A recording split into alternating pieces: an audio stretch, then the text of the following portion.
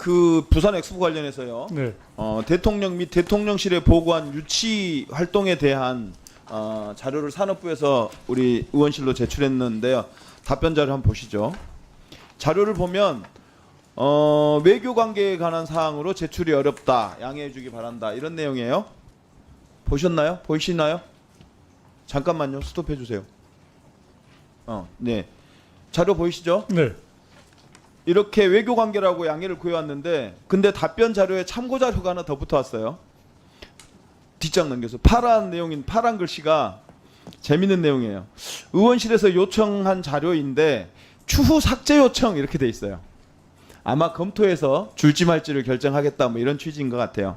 근데 이 6건의 서류 제목을 보니까 엑스포 유치 전략, 유치 지원 계획, 유치 운영 세칙 제정안, 유치 계획서의 주요 내용 및 향후 계획 등 이런 내용들인데 이런 내용이 외교 관계라든가 국가기밀로 분류될 수 있는 거예요?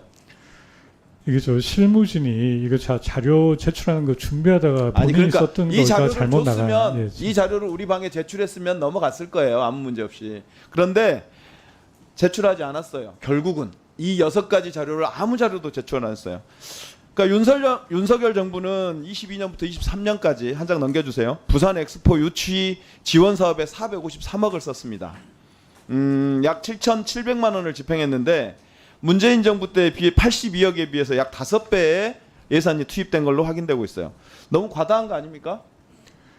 근데 이게 저 위원님께서도 여기 유치 활동에 참여해서 잘 아시겠지만 이때 국가 총력적으로 저희가 한 장 더 넘겨볼게요. 전방위적으로 자, 저희가 알겠습니다.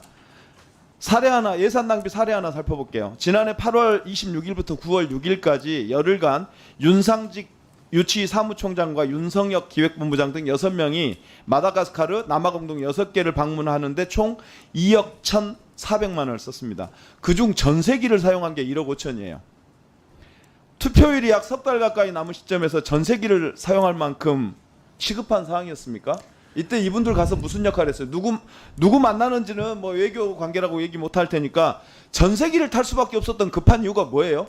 의원님 아시겠지만 아프리카 국가들이 표가 많아서 저희가 그때 마지막에 이 표 확보하기 위해서 아프리카에 가는데 마지막이라고 하는데 이때가 분명히 말씀드리지만 그 투표일 11월 며칠에 비해서 석 달이 시간이 남은 상황이에요. 전세기를 이용할 만큼 급한 상황이라고 보여지지 않습니다. 아프리카 국가들은 의원님 잘 아시겠지만 이게 옆 나라도 바로 이게 항공이 연결이 안 됩니다. 그래서 어떤 경우는 파리로 나와야 되고 어떤 경우는 두바이로 나와야 되는데요. 그래서 예를 들어서 시간이 예를 들어 한 달 정도밖에 안 남아서 긴급을 요하는 상황이라면 이해합니다. 석 달 남았어요.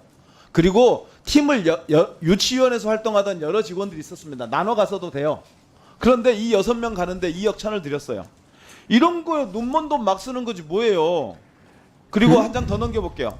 자, 외교관계 국가기밀이라고 앞으로 외교관계 국가기밀이라던 산업부에 공식 답변 자료와는 다른 내용이 들어가 있어요. 오른쪽 보세요. 표 빨간 체크한 오른쪽에 보면 별첨 1, 2, 3, 4, 5, 6이 있습니다. 별첨 1, 2는 주요 내용이 보도자료에 요약되어 있어서 제출에도 요약되어 있다 이런 취지로 얘기합니다. 즉 제출에도 무방한데 이것도 제출 안 했고요. 별첨 3을 보면 재밌습니다. 세 측의 회의록 작성 등이 나와 있어 각종 회의록을 달라고 할까봐 우려된다 이렇게 체크해놨어요. 외교관계나 국가기밀이 아니라 이 자료를 통해서 또 다른 자료를 요청할까봐 우려된다 이런 이유로 자료 제출을 거부한 거예요. 또 별첨 46은 공개 가능하다, 공개 가능한 것으로 보인다 이렇게 돼 있는데 저희한테 자료 제출 안 했어요. 결국 이 자료도. 그리고 별첨 5가 제일 재밌습니다. 역대 최대 규모로 개도국을 지원하는 내용이 포함되어 있어도 논란이 우려된다라고 제출을 거부하자는 의견을 냅니다. 이 별첨 1부터 6까지 어떤 내용의 외교관계와 국가기밀이 있습니까? 일을 이렇게 합니까? 이렇게 아마 담당자의 실수겠죠. 내부 검토했던 자료를 그냥 제출하면서 슬쩍 묻어나온 것 같은데 담당자의 실수일 것 같습니다. 근데 국회의원 자료 요구에 대해서 산자부의 자세와 태도를 보여주는 상징적인 사건인 것 같아요. 즉 장관, 차관, 실국장이 자료 제출을 웬만하면 하지 말자는 분위기니까 담당자가 이런 검토를 했겠죠. 내부적으로. 그런데 실수로 이걸 지워서 이제 파란색은 지우고 공식 자료만 보냈어야 되는데 별첨에 저런 게 딸려온 거예요. 이런 자세로 어떻게 대한민국에 예산을 씁니까? 이런 태도로 대한민국이 민주공화국 맞습니까?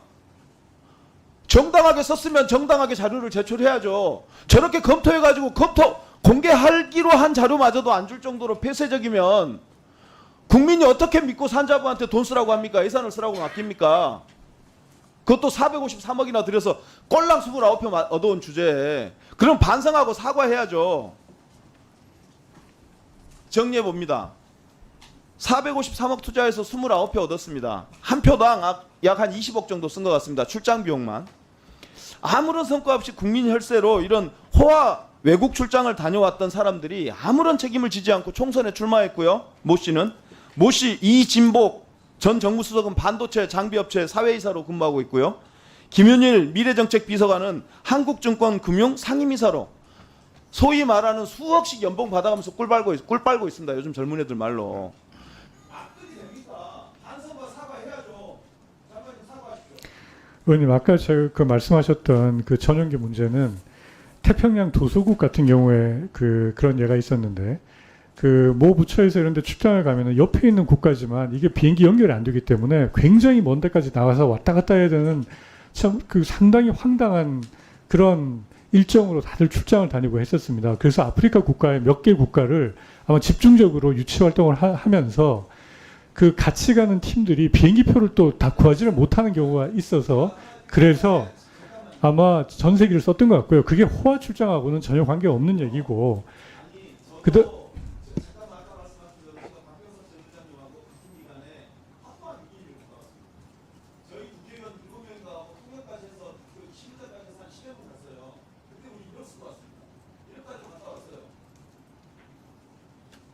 말씀드리지만 그런 이유 때문에 사과를 하셔야지 그런 태도입니까? 그러면 자료를 다 까보세요. 그런 성과가 있으면 성과가 있는 대로 인정을 해드릴게요. 그래서 불가피하게 아마 전세기를 그때 활용을 했었던 걸로 알고 있고요. 그 다음에 좋아요. 1억 5천 쓸 수도 있고 2억 쓰고 3억 쓸 수도 있다 칩시다. 그럼 장관님 따세요. 가서 어떤 성과를 냈고 누구를 만나서 어떤 성과를 냈는지 따세요. 공개하세요. 그러면 그걸 보고 우리가 이 정도면 이 사람은 쓸만하다 인정해 드릴게요. 자료 제출을 안 하시잖아요. 그러면서 상상력에 의해서 질문하게 만들고 계시는 건 장관님 본인 아닙니까? 해당 국가하고 여러 가지 외교 관계와 외교 전략의 문제가 있기 때문에 지금 전문을 공개를 못하는 것은 다녀오신 의원님께서 더 잘 아실 거 아닙니까?